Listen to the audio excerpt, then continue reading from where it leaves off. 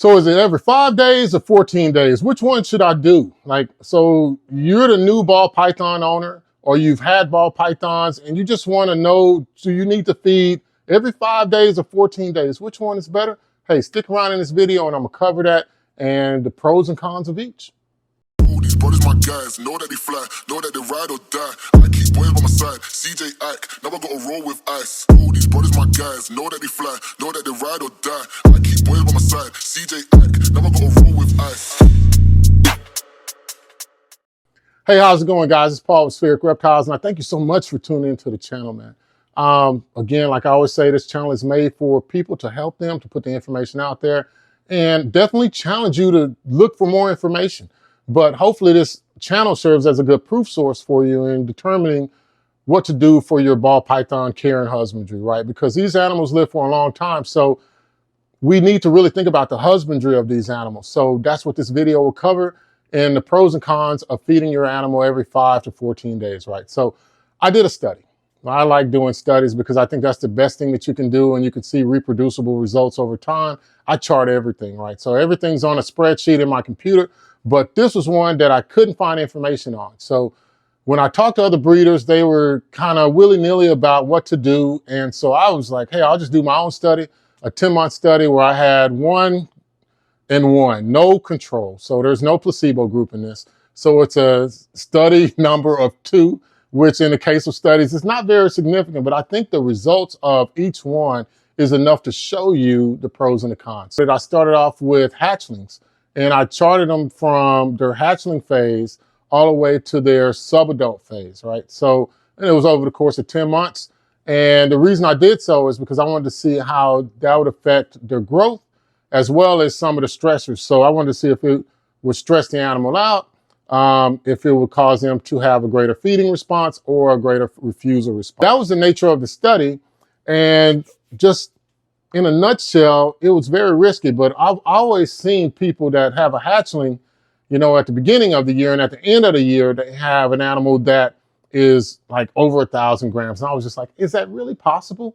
Yeah, it's truly possible. But then also, you hear about people that their animals, they just don't grow. You know, they've had this animal for a year and it's very small. So I wanted to see which one would be better over the course of the animal's lifetime. And remember, these animals should live for 20 to 30 years. So that was my question. And I also considered the fact that when animals live in the wild, they don't live as long, but they generally are slimmer, they're more active. Now, they do have more exposure to parasites and predation and things like that, and drought conditions. They have a lot more to deal with on a daily basis, basically, if they're going to live through the next day. So the animals in the wild act completely different than the animals that are in captivity. But I felt like since we keep these animals in such large numbers in captivity, that we needed to know, or I needed to know, whether 5 days or 14 days would be better, or a combination of something like that. I think that if you stick around to the end of the video, you'll be pleased to hear what I came up with. And I challenge you to find some information or create the study on your own, or just continue to do research on how you should better care for your animals as they're in captivity.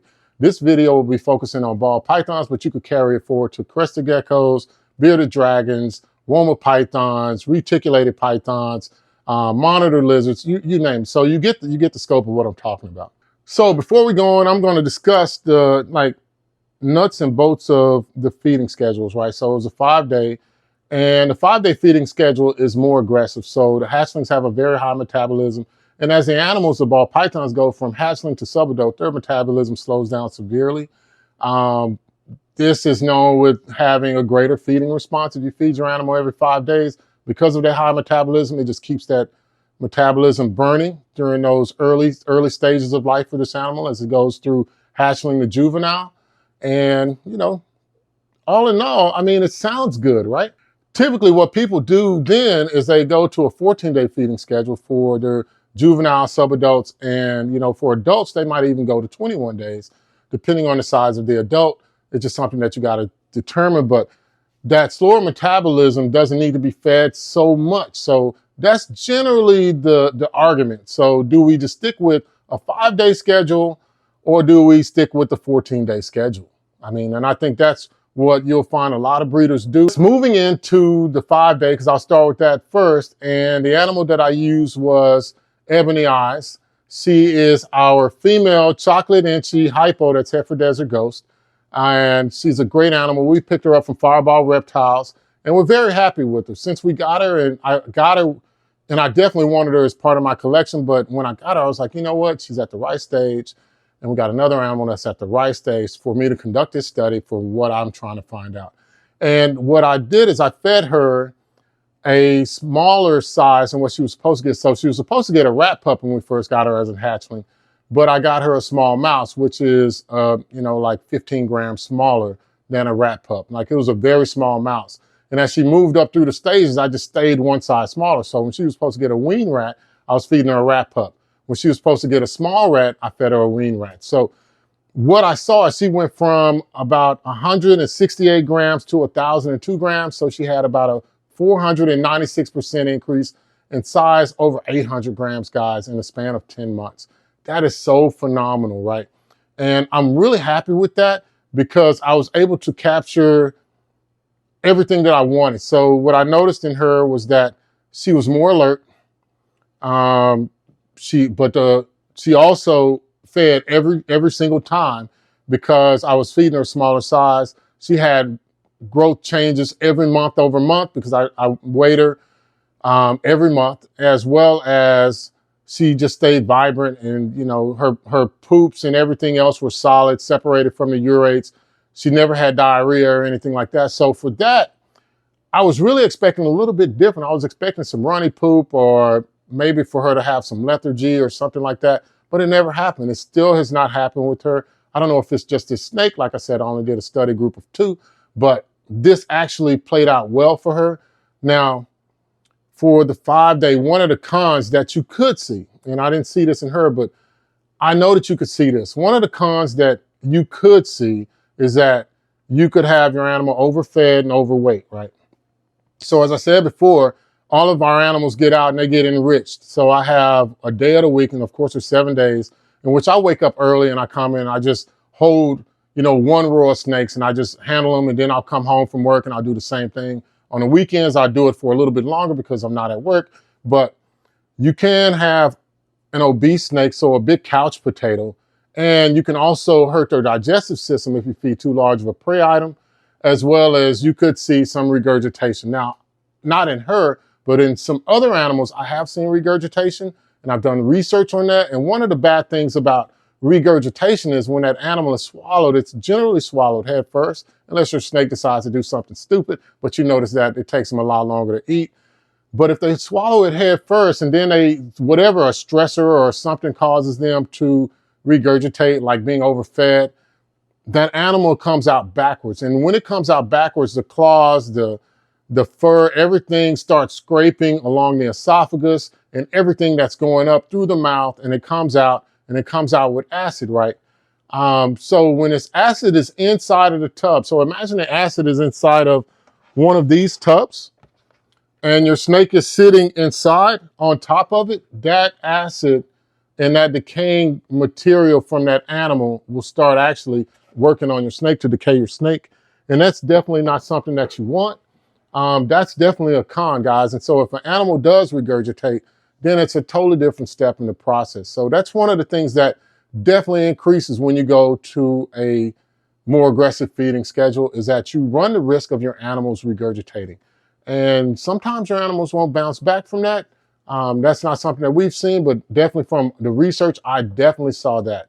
So that was one of the things that I was scared of, which made me use a smaller prey item and really just look at the conditions, look at the overall well-being of the animal. But in general, she did gain the weight for that study group. I mean, 496%.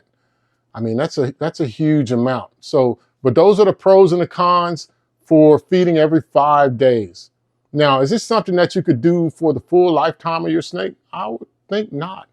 And that might be why we still don't see snakes in the ball python industry or world over the age of like 13 or 14. I mean, if you might see some, I'm not saying that you don't, but you rarely see a snake that's a ball python that's kept in a private collection in someone's home over the age of 15, right? 13 to 15 years old. for an animal that should live 20 to 30 years. And in some cases, I think the oldest on the record was almost 50 years. So if your animal isn't making it at least 25 years, then something is wrong, or you're just doing something to the animal, right? So now that we've discussed the pros and the cons for feeding every 5 days, let's discuss some of the pros and the cons of feeding every 14 days. And we're going to use Maximus, let me see if I can get this straight. He's leopard confusion, we know, possible blackhead, lavender albino pied, or dreamsicle. So when we got him, as you look at him on the screen, he was 366 grams and he grew to 524 grams. And that's a 43% increase over the time of the 10-month time frame. And you might be saying to yourself, man, that's nothing. I mean, he went from like 300 to 500. But let me say one thing about that. He is super active. He's always searching for food. Sometimes it looks like, you know, if I look sometimes, because during the course of the study, I would look inside of his enclosure to get him out, and he would look like, hey, I'm good. You know, and I would be thinking, hey, have a feeding response, try to bite me, right? But he never did. But every time I introduced the food to him, he knew what time it was, and he never looked bloated. His poops were like, I'm not going to say that they were amazing, but they were great. I mean, they were clearly separated. The urates were clearly separated. The poop was definitely well formed, and he just looked healthy all the time. And he still looks healthy. If you look at him on the screen, he still looks healthy, guys. So that's one of the things that I was really amazed at. And I never noticed any negative effects. And as well, he didn't have mites. He didn't have any digestive issues. He didn't have anything that would exclude him from being in the study group, but the fact that he was just chosen to eat, to be fed every 14 days. By the time the 14-day animal gets fed again, they are completely free of all things in their stomach. So they're empty, they're ready to eat again. It's more closely mimicking what they would do or their situation in the wild. It is less stressful for them because, believe it or not, guys, feeding for snakes is a stressful thing. It's what they have to do, but it's definitely a stressful thing. Now, we feed frozen thawed to these animals in this control group, but if an animal were to be fed a live prey item, that animal has to do a couple of things, guys. So I know this is a sidebar, but they have to summarize whether this animal is something that they can eat, whether it has the right heat signature. In the case of ball pythons, if it's the right size. They don't want to hit a hot rock, and they don't want to try to bite off more than they can chew, an animal that could turn around and eat them. So in the wild, the best example that I can give for a ball python is just a big hot dog to most animals. It doesn't have any venom. It's a relatively small snake. So that's why they hide the way they do, because if they're out in the open, I mean, a herbivore might still try them, you know, or definitely kill them because they're a snake, but most animals will try to eat them. So getting back to it, the 14-day animal definitely had less stress. It appeared to be more relaxed. The only negative side was the weight gain wasn't there, but the overall health and the girth of the body was still there. I never felt loose skin or anything like that. Now, one of the cons. So the cons of feeding every 14 days is your animal's body weight is just not there as much. Remember, the hatchlings have a very high metabolism. So during that time, I would imagine that the reason why he was moving around a lot, which is what you might see in your hatchlings, is they move around a lot when they're hungry because it's stressful for them to be hungry. They have no idea what's going on. They're looking for food and they can't find it. So because I was feeding Maximus every 14 days, I really feel like for this study, he missed out on some of his potential growth, but I don't think that it's going to be something that will affect him over the course of his life because he still gets fed. Now the 14-day schedule just fits in perfectly with them. But at that time, guys, when I was doing this as a hatchling, it stressed me out the same way that it stressed me out on the other side, feeding 5 days. Am I doing too much? With Maximus, I thought I was doing too little. And remember, what I fed him was the appropriate size. So he was getting a rat pup from the start. As soon as he could start eating wean rats, he got a wean rat, and he just never went above a wean rat. So at 500 grams, he's not going to eat a small rat. So he eats I'm going to say on the smaller side of the wean rat. and he eats it every time I offer it. So it's like, it's great. It works out, but that's definitely a con, is that they're stressed out and they don't reach, you know, the size that they probably should. So it's a little bit misleading. The last thing about it is that one of the things that I researched, and I ran into it with him on 1 week, but then I just tried again 2 days later, is that it reduces that feeding response. So remember how we were talking about in the 5-day group, they have that feeding response because their metabolism is going. They're just looking for food all the time. It's just like you're feeding them a snack every time. So it's like half of a meal. So they're ready. But if you look at the number of meals they're getting over the course of even a month, they're getting fed 6 times in a general month, whereas the other group is only getting fed 3. So that's a big difference, guys. So that animal that's in the 5-day group is like, hey, I'm hungry, it's coming. Whereas with the 14-day group, what I'm seeing is that with Maximus is a couple of times he act like, you know, I don't know what I'm trying to do, especially as a hatchling when he wasn't really into the routine of feeding. Sometimes he wouldn't want it. And I would be like, okay, so that's, you know, a wasted feeding opportunity, but we had other animals I could feed that animal to, talking about the rat. And then I would just go 2 days later and then he would eat. So, but it's definitely that lower feeding response. And that's one thing that troubles a lot of ball python keepers, especially new keepers, is that stressful for them too when their animal is not eating. So when you're thinking about feeding from 5 days to 14 days, that's just something that happens in the 14 days if you choose to do that from the start. So what's the best thing to do? Man, it's hot in the snake room. What's the best thing to do? So I found that the best thing to do, and this is something that I was already doing, is that so for my hatchlings, so for 0 to 6 months, right, I'm feeding them every 5 days. I'm feeding them every 5 days, and I'm feeding them a smaller than normal prey item because I don't want them to be fat. I want their metabolism to keep going. I don't want them to get so full to where they have to sit back and possibly regurgitate. You got to remember, guys, that when they're hatchlings, one of the key things is that their digestive systems are not fully developed, right? So when they're in the egg, they're absorbing everything from a yolk sac. And then when they start eating, then that's something brand new. So you got to really err on the side of caution with prey size. You can't just overload them with the large prey and then feed them another one in 5 days, because they definitely probably will regurgitate that. So what I'm doing now is, like, if I have a hatchling, no matter if they're 85 grams or if they're 40 grams, because we've had them both, I'm getting the smallest prey item that I can get just so that I can get something in their stomach and get them going. It's kind of like when you go through surgery and then when you come out of surgery, they don't give you a big meal. They give you what? They give you crackers and they might give you some Sprite or something like that just to see if you can handle it. And as time goes on, you can move up. The same thing goes with our hatchlings. So for 0 to 6 months, I'm giving them a smaller than normal prey item for every 5 days.